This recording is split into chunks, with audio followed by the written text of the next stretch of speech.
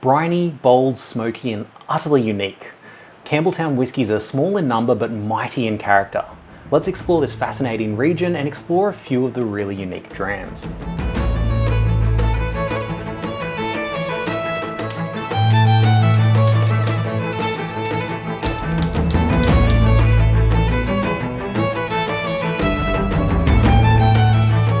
Hey guys, I'm Nath Martin, the Whiskey Scribe.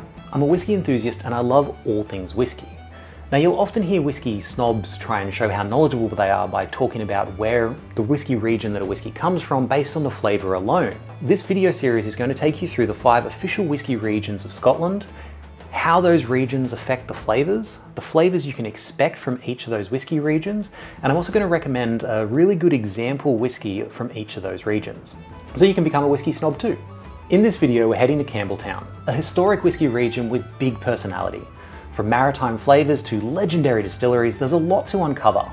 Plus, I'll also recommend an affordable dram that delivers the big flavours without costing the big bucks.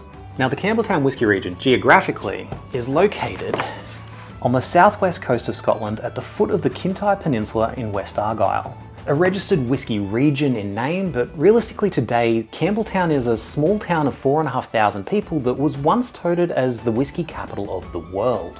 As early as the 1700s, this remote region with a rugged coastline was rife with illicit distilling.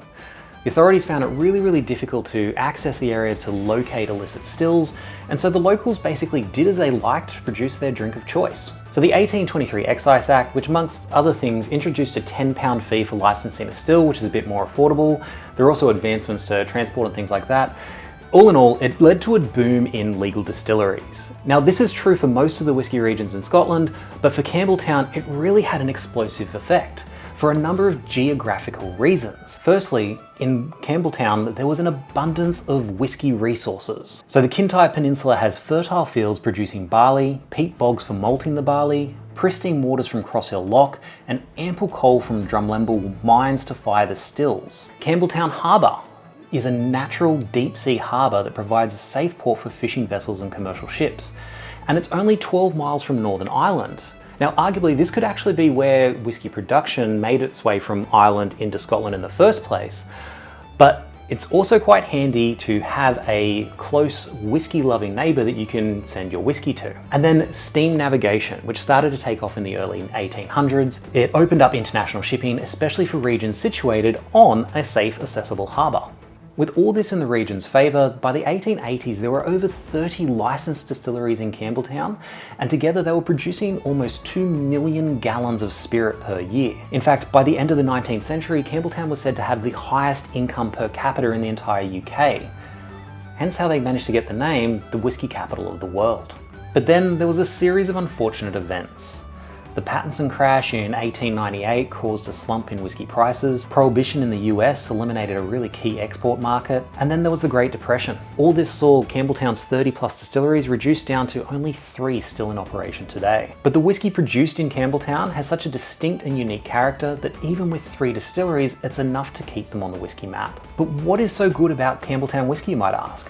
These drams are so bold and complex with distinctive characteristics like briny and salty notes, which reflect that coastal location protruding into the Atlantic. We'll often call this a maritime character. Smoke and peat, perhaps not as heavy as Islay whiskies, but noticeable and layered. Fruity flavours, so think citrus, stone fruits and dried figs. And rich sweetness like vanilla, toffee and malty undertones. These unique combinations make Campbelltown whiskies stand out, especially for people who love robust, full-bodied whiskies with really unique character. With only 3 yet distinct distilleries in the region, I can actually take you through the characteristics of each. Springbank Distillery, perhaps the most well-known, is renowned for traditional production methods such as fire heating the stills and producing a number of different whiskey labels. So they produce their lightly peated whiskey under the Springbank label, their heavily peated whiskey is labelled as Longrow, and then Hazelburn is their unpeated expressions. You've got Glengyle Distillery, which produces the Kilkerran range, known for a balance of fruity sweetness and gentle smoke. And then Glen Scotia, famous for maritime influence and a rich oily texture. Glen Scotia offers a variety of styles from light and fruity to heavily peated. Together these distilleries show a wonderful diversity of depth and character of the Campbelltown whiskey. As wonderful as Campbelltown whiskies are, the traditional whiskey making methods they use aren't known for large scale production. For example, Springbank's entry-level whiskey, the 10-year-old, is in such limited supply that retailers get a limited allocation each year, and they usually sell out really quickly, despite a $250 to $300 price tag in Australia and over $90 in the US. I'm not saying these whiskies aren't worth that price, but that's kind of out of the budget for most whiskey drinkers. So for a true taste of Campbelltown that is affordable and readily available, I always recommend the Glen Scotia 15.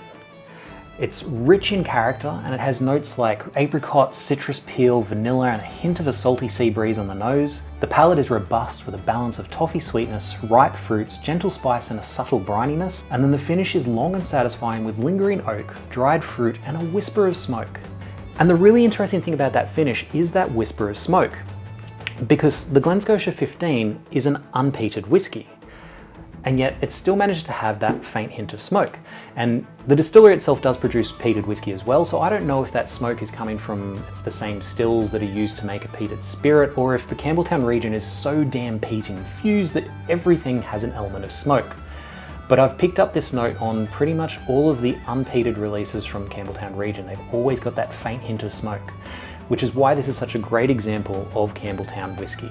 It's rich, it's bold, it's complex, and it still has that characteristic briny maritime expression and a hint of smoke. So that's Campbelltown, a small region with a big reputation.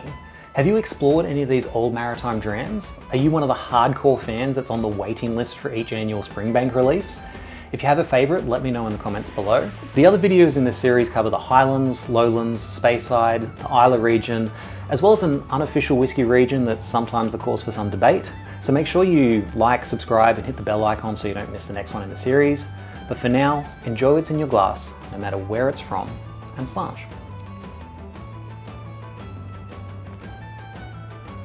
And it's such a big flavour.